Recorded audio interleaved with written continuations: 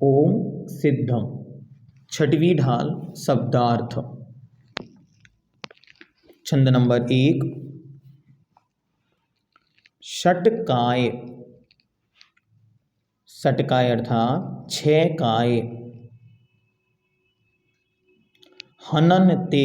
हननते मतलब घात करना।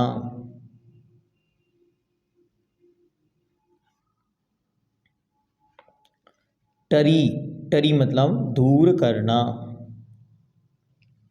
निवारते। निवारते अर्थात भी दूर करना। ये शब्द हम पहले भी दूसरी ढाल में लिख चुके हैं। भावित। भावित मतलब भाव।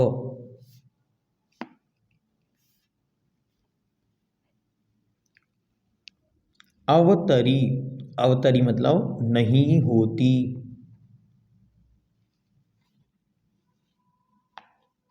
मृषा। मृषा मतलब झूठ।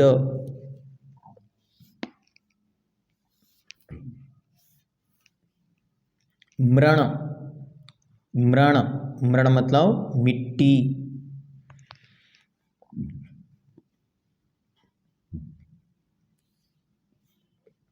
अठ दस। अठ दस मतलब 18। सहस। सहस मतलब 1000।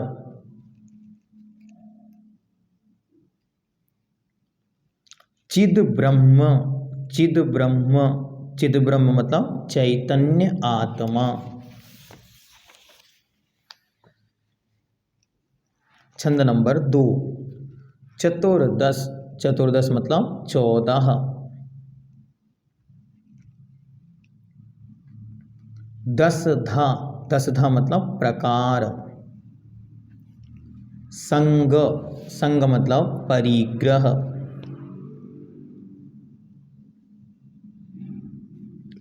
मही। मही मतलब पृथ्वी, भूमि, जमीन।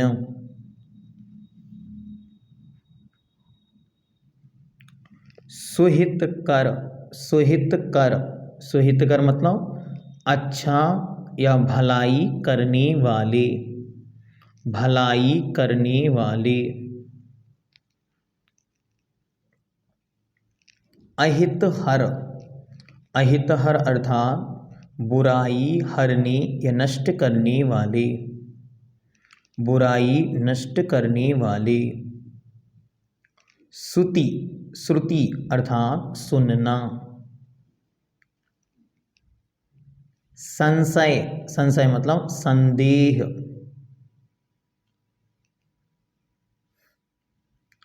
भ्रम। भ्रम, संदेह, शक, संशय, ये सब एक ही अर्थ है इनका। छंद नंबर 3। असन। असन। असन मतलब है आहार, भोजन।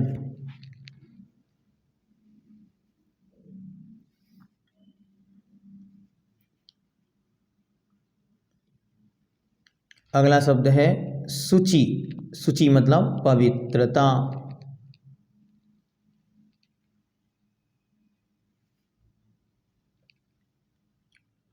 लखीके।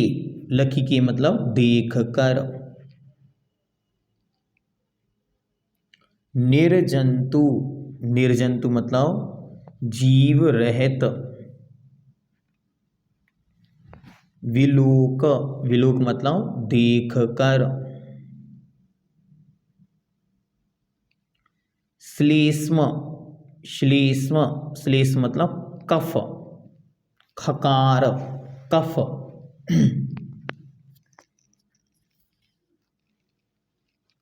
परिहरे अर्थात छोड़ते हैं।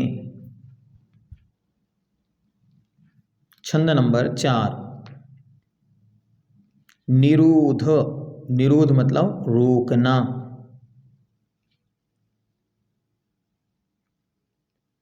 सुथिर। सुथिर मतलब स्थिर। मृग।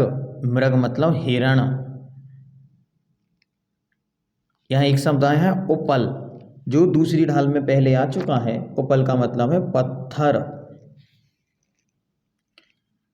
खाज, खाज मतलब खुजली। फरस, फरस मतलब स्पर्श।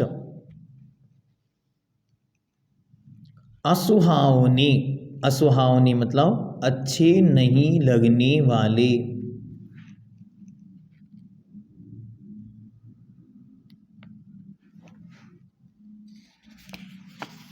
छंद नंबर 5, थुति, थुति मतलब स्तुति।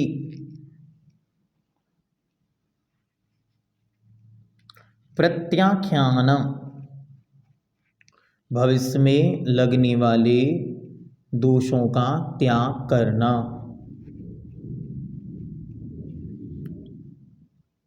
दूसरा शब्द है प्रतिक्रम, प्रतिक्रम अर्थात अतीत में किए गए पापों को स्वीकार करना या क्षमा याचना करना। ये दो शब्द बहुत महत्वपूर्ण हैं, जीवन भर याद रखने। प्रत्याख्यान, भविष्य में लगने वाले पापों को अभी त्याग करना। जैसे हमें पता है कल हमसे ये पाप हो सकता है, तो उस पाप को पहले ही त्याग कर देना, इसको कहते हैं प्रत्याख्यान।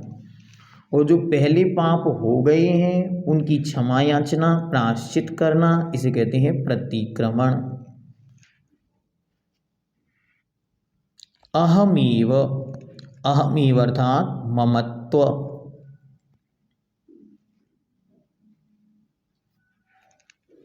तीसरी पंक्ति में एक शब्द है नहोन, नहोन, नहोन मतलब स्नान, नहाना। लेस अर्थात थोड़ा। अंबर, अंबर मतलब कपड़ा। रयनी, रयनी मतलब रात्रि।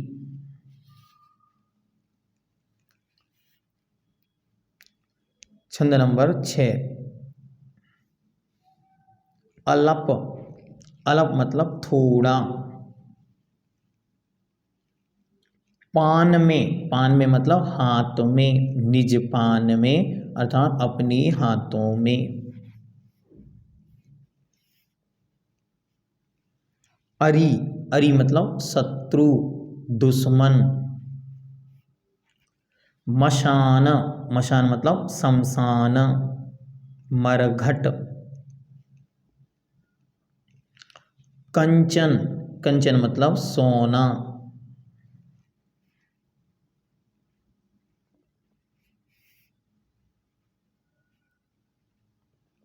असी, असी मतलब तलवार। छंद नंबर 7, द्वादश, द्वादश मतलब 12। वृष शब्द पहले तीसरी ढाल में हम देख चुके, इसका अर्थ है धर्म, तो वृष 10 अर्थात 10 धर्म।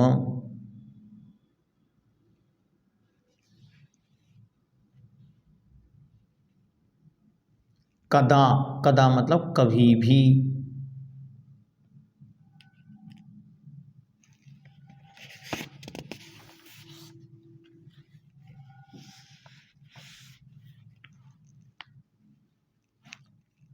छंद नंबर 8,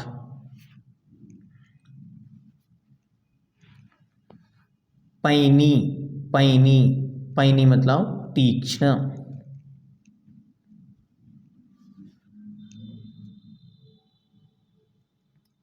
सुबुद्धि, सुबुद्धि, सुबुद्धि अर्थात भेद विज्ञान या सम्यक ज्ञान। भेदिया, भेदिया मतलब भेद करना।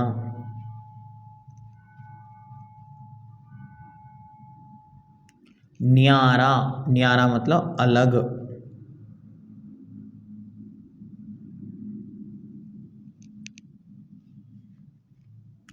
गेय, अंतिम पंक्ति देखें 8वें छंद की, उसमें एक शब्द है गेय, गेय अर्थात जानने योग्य पदार्थ, जानने योग्य पदार्थ, उन्हें कहते हैं गेय। छंद नंबर 9, यहाँ पे एक शब्द है ध्याता, ध्याता का सामने लिखें ध्यान करने वाला। फिर है ध्येय, ध्येय था जिसका ध्यान किया जाए, जिसका ध्यान किया जाए। विकल्प, विकल्प मतलब अंतर।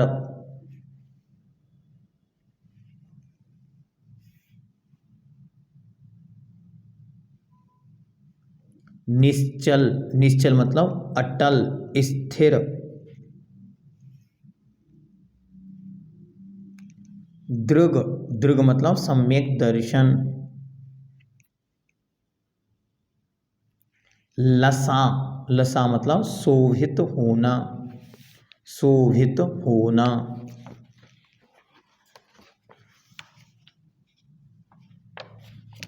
छंद नंबर 10,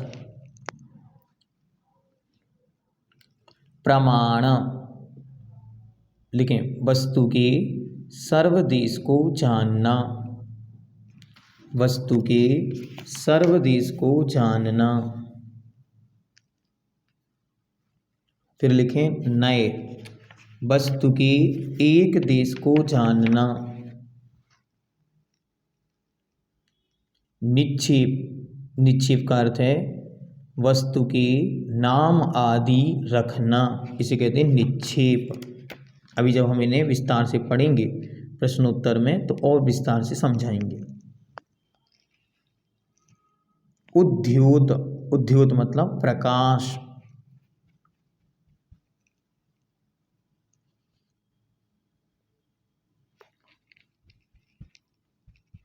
साध्य, साध्य, साध्य मतलब जिसे प्राप्त करना हो या प्राप्त करने योग्य।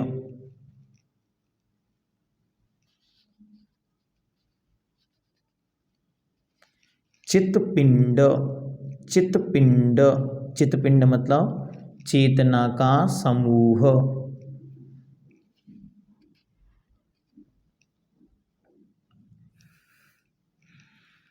चंड, चंड अर्थात निर्मल।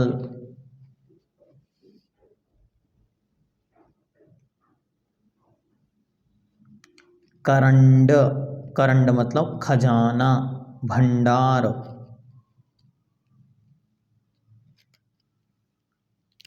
कलानी, छंद नंबर 10 का अंतिम शब्द कलानिते। तो कलिन मतलब है पाप या कर्म। च्युत, च्युत मतलब रहित।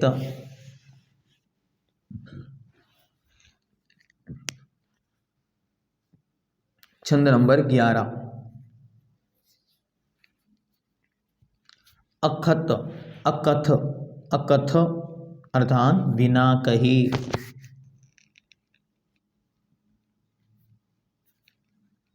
नरेंद्र, नरेंद्र मतलब राजा, चक्रवर्ती।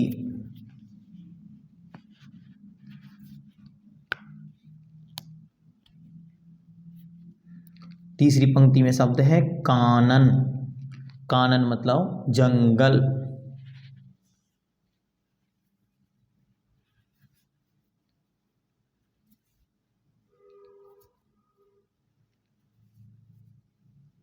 छंद नंबर 12,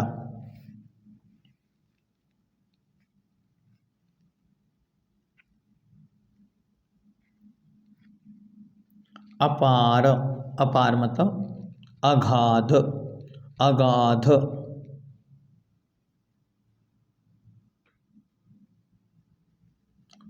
पारावार, पारावार मतलब समुद्र। अविकार मतलब विकार रहित। अकल, शरीर रहित। कल मतलब होता है शरीर और अकल मतलब शरीर रहित। ऐसे शब्द हम पहले भी पढ़ के आए हैं जहाँ हमने पढ़ा था सकल, कल अर्थात शरीर, सा मतलब सहित, निकल शरीर से रहित। ऐसे छंद नंबर 13, प्रतिबिंबित, प्रतिबिंबित मतलब झलकना।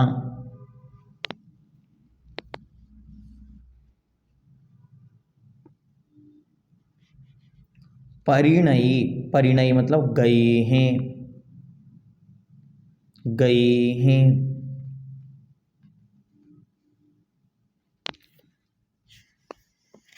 वर, वर मतलब श्रेष्ठ, उत्तम।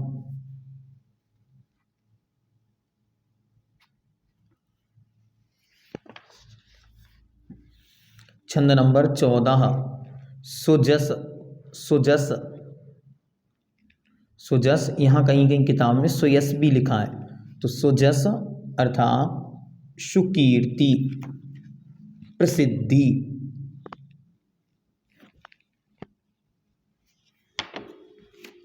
प्रसिद्धि। सिख, सिख मतलब शिक्षा, सिख मतलब शिक्षा। झटिति, झटिति, झटिति मतलब जल्दी।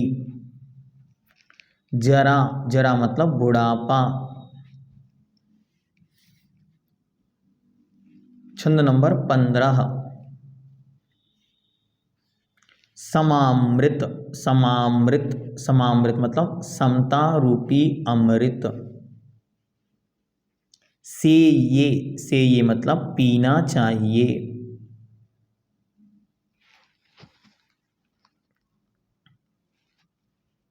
बेये मतलब पहचान करना।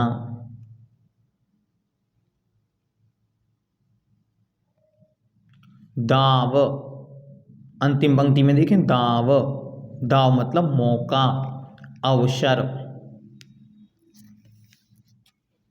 अब इस तरफ आए, जो ग्रंथकर्ता की अंतिम भावनाएं हैं उसमें दो दोहे उन्होंने लिखे हैं। तो पहला देखें, वसु शब्द, नव मतलब 9, वसु मतलब 8। ये वसु हम पहले भी लिख चुके हैं, इसको बस ध्यान रखना। शुक्ल, शुक्ल मतलब शुक्ल पक्ष। लखी मतलब देख कर। भाक, भाक मतलब कथन।